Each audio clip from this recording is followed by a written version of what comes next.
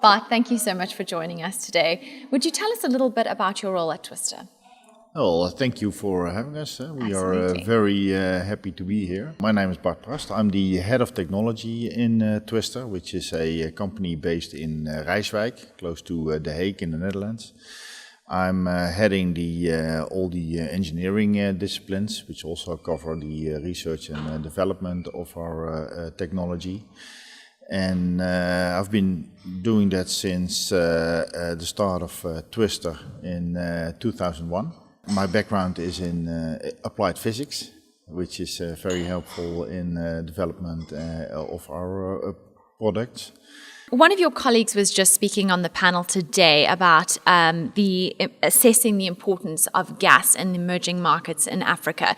Could you tell me a little bit about that panel, about the discussion that went on there? Yeah, the discussion is that, of course, there's a huge amount of gas in Africa. And in Africa, there's, of course, the need to get in revenues and by exporting, but there's also a very strong need for power. In order to develop the local economies, there's a huge requirement for cheap power. And of course, that also brings the challenge of actually making gas projects bankable, because the end user, of course, needs to pay for the power. There's a requirement for cheap power. And in that process, I think also Twister plays a large role, because we provide cost-efficient solutions in this gas chain, and also a reliable solution. So in Africa, you want to have a cheap and reliable source of power. So that's essential in that market. And also we have actually historically quite strong ties to Africa. And we have been operating in Nigeria since 2004, I think. And also recently we have been acquired via a Wyatt cooperative by Dangote, the conglomerate of Dangote Industries. So we have very strong ties with Africa. And as our technology is very compact, doesn't require any maintenance, so that's specifically of benefit to the African market. So having such connections with Africa, how do you see the gas market evolving in Africa? It will evolve actually quite fast. You think so? Yeah, because there's a huge amount of gas. And of course, gas is a transition source of energy in the whole world. So you will see a huge amount of gas being used now. It will take over oil. And in the transference to renewable energy, gas plays a very important role there. And in Africa, now you see that a large part of the power generation is by imported diesel. So if they can replace that by a fuel source which they actually have themselves, that plays a huge part of their development. So you spoke before about the importance of cost efficiency in a region like Africa. So how do you think that contractors and suppliers and operators can really work together to improve cost efficiency? It's at this moment, economy is booming. The oil prices are coming up. So I think one of the key parts is maintaining cost discipline. If you want to avoid any cost explosion of these projects, and so incorporating between these parties of, operators and contracting, maintaining that discipline is very important. And also the contractors can provide, say, the technologies which are cost efficient. And what do you think are the biggest challenges for technology providers that in the current state of the industry? Well, one of the challenges in Africa in general is the speed of the development. So you want to get these projects on stream as soon as possible, because at that moment you start generating revenues. Because up till that point you're just spending money.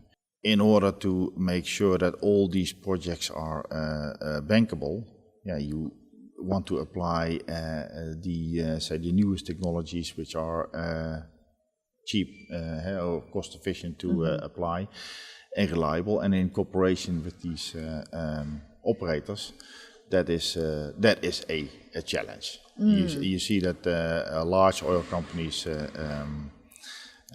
they are able to do that.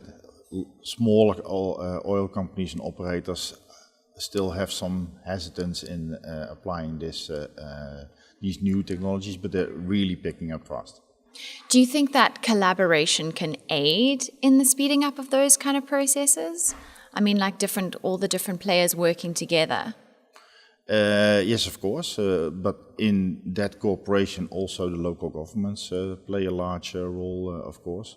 But indeed, in this close cooperation, that's key. How do you think that assemblies like the Africa Assembly can help in those kind of situations, bringing people together? Well, of course, in these settings you have very senior management for operators, you have finance people, you have government people, so this is the ideal setting in making the fundamentals for this cooperation. And do you think, so where do you see the value as Twister within the African Assembly?